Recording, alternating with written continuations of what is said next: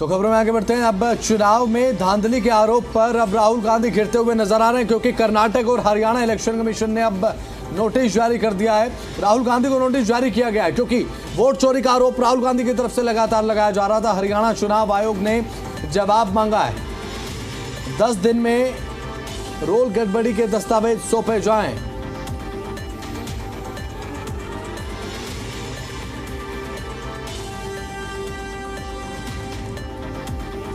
तो 10 दिन में जो गड़बड़ी के दस्तावेज है वो सौंपे जाए।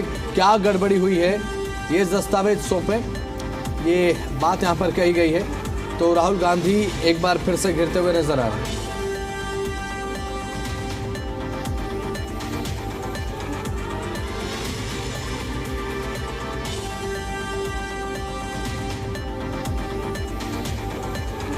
तो प्रियदर्शनी सिंह प्रवक्ता भारतीय जनता पार्टी के हमारे साथ जुड़ चुके हैं। वेद प्रकाश विद्रोही प्रवक्ता कांग्रेस हमारे साथ जुड़ चुके हैं। सबसे पहला सवाल प्रियदर्शनी जी आपसे मेरा ये है कि यहाँ पर जिस तरीके से घेराव राहुल गांधी का किया जा रहा है, राहुल गांधी पर सवाल उठ रहे हैं मैडम, लेकिन सीधा आरोप राहुल गांधी का ये है कि चुनाव आयोग भारतीय जनता पार्टी के इशारे पर काम कर रहा है, बीजेपी को फेवर करने का काम चुनाव आयोग कर रहा है।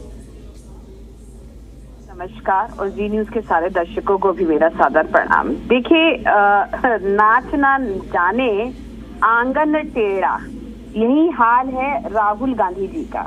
अभी हाल फिलहाल में मैं एक वीडियो देख रही थी जिसमें श्रीमती सोनिया गांधी, जो कि राजमाता है कांग्रेस पार्टी की, वो ये बोल रही थी कि मैं आपको अपना बेटा सौंप रही हूँ।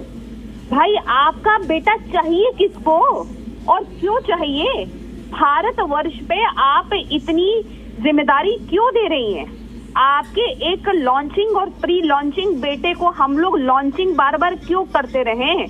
जिसको राजनीतिक ज्ञान ना हो वही इस किस्म की बातें बोलता है।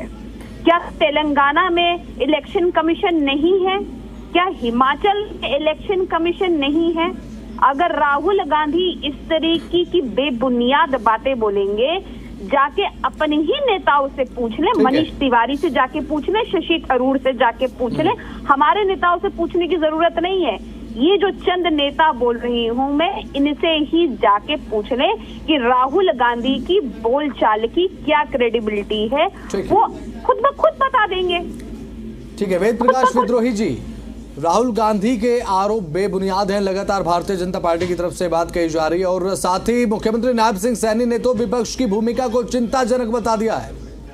जी देखिए, भाजपा कितना झूठ बोलती है आपके चैनल पर मैं अभी साबित कर देता हूँ। ये कह रही है कि मनीष तिवारी और शशि थरूर से पूछ लो।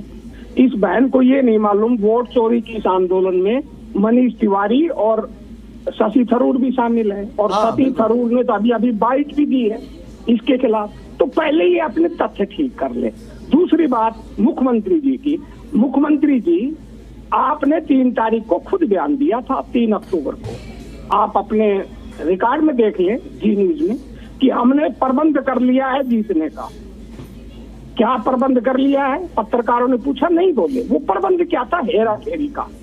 और मुख्यमंत्री जी आप इतने ही पाक साफ हैं, आपका चुनाव आयोग इतना ही पाक साफ है, और आपकी दिल्ली की सरकार इतनी ही पाक साफ है, तो हरियाणा हाई कोर्ट ने आदेश दिया था चुनाव आयोग को कि भाई आप इनको सीसीटीवी फुटेज दे दो।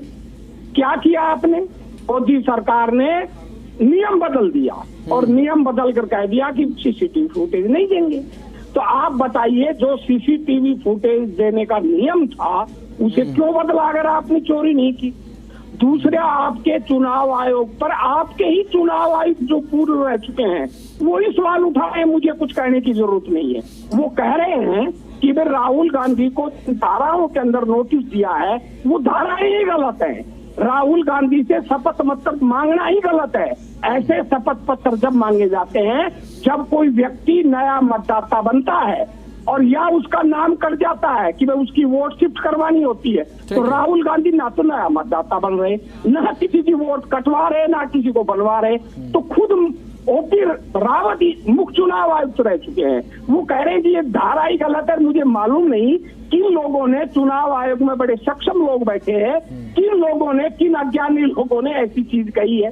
दूसरी बात, राहुल गांधी ने तो प्रेस कॉन्फ्रेंस के सामने प्रमाणों के साथ आपको साबित किया है कि एक कंस्टिट्यूंसी में 1 लाख वोटों का हेरा फेरी, आपकी वोटर लिस्ट गलत है।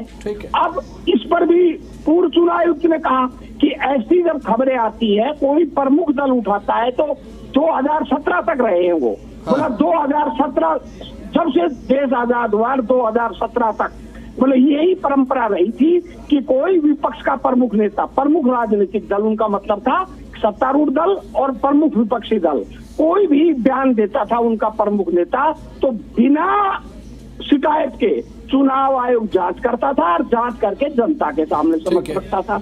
यदि लिखित शिकायत दी है तो दल को बता देता था, अगर लिखित नहीं दी है तो जनता के सामने रख देता था। ये चुनाव आयोग का दायित्व है।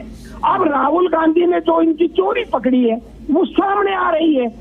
अब इन्होंने क्या किया, डिजिटल वोटर लिस्ट क्यों नहीं दे रहे ये लोग, क्यों भाग रहे हैं? अब बिहार के अंदर वो आपके सामने SIR इन्होंने कहा, पहले इन्होंने डिजिटल वोटर वो लगा दी वेबसाइट पर, और जो ही लोगों ने गलतियां पकड़ी कि एक घर में 269 वोट है, एक घर में 237 है, इन्होंने क्या किया, उस वोटर लिस्ट को डाउन कर वो कॉपी वाली, जिसको आप ना तो चेक कर सकते ना एक एक नाम पढ़ना पड़ेगा, वो लगा दी।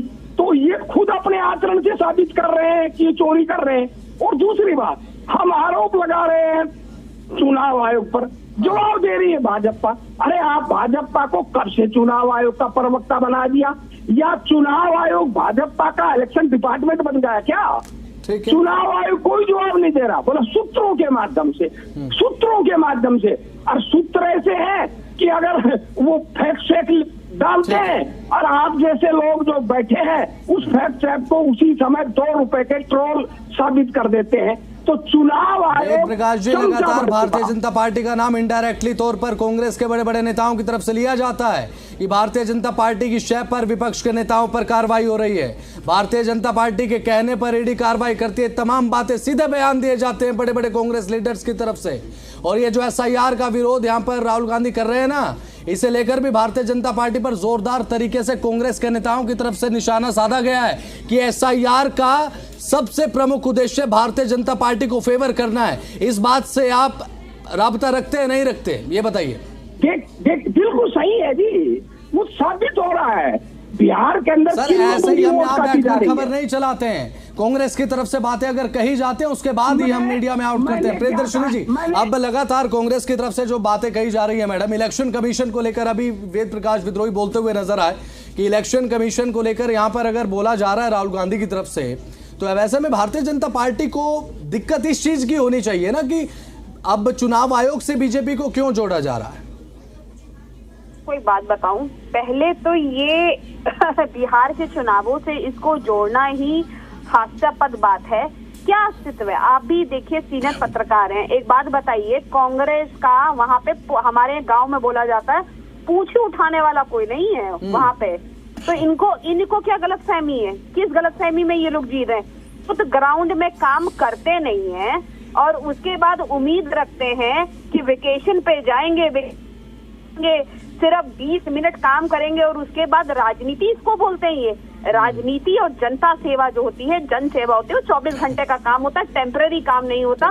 और ये मेरे बोल नहीं है, ये इनके नेता के, गुलाम नबी आजाद के बोले, इनके नेता के बारे में, राहुल गांधी में। एक इमेच्योर नेता के बारे में या इमेच्योर नेता को क्या सीरियसली ले? पूरा कांग्रेस इस समय डोनाल्ड ट्रंप की भाषा बोल रहा है। डोनाल्ड ट्रंप की भाषा बोलेंगे ये राष्ट्रवाद हमें सिखाएंगे? ये तो सिविल वॉर की स्थिति लाना चाहते हैं। राहुल गांधी एक तरह से चाइना का एजेंट है। शुक्रिया। और हजीर दिल इंसियार हरियाणा के साथ बातचीत आपने की बहुत बहुत शुक्रिया आपका।